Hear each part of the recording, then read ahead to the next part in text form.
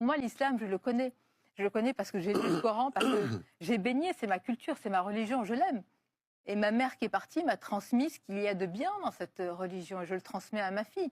Le reste, quand il y a évidemment des choses qui appellent à la violence ou à l'inégalité entre l'homme et la femme, je le mets de côté. Enfin, je fais le tri, si je puis dire.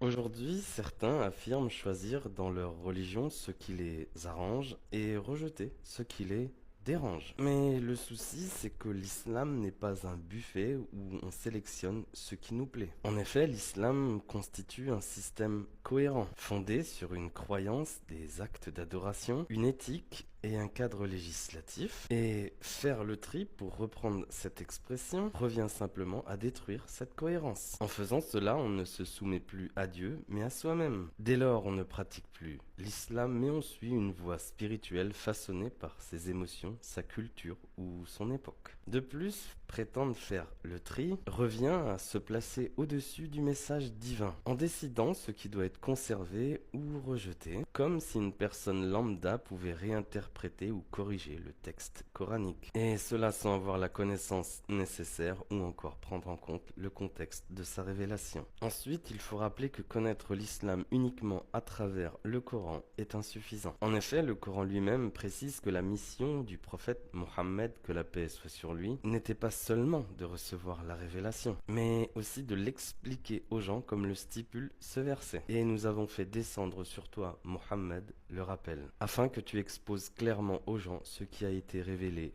pour eux. Ainsi, la tradition prophétique n'est pas un supplément optionnel, mais une partie intégrante de la révélation. C'est elle qui donne forme et détail à ce que le Coran annonce parfois de façon générale. D'ailleurs, rejeter la tradition prophétique, c'est ni plus ni moins désobéir à Dieu. Enfin, la sagesse présente dans le Coran et dans les enseignements prophétiques est une vérité intemporelle. Et c'est à l'homme de se soumettre à l'islam dans sa globalité pour en saisir toute sa sagesse, et cela peu importe l'époque dans laquelle il vit.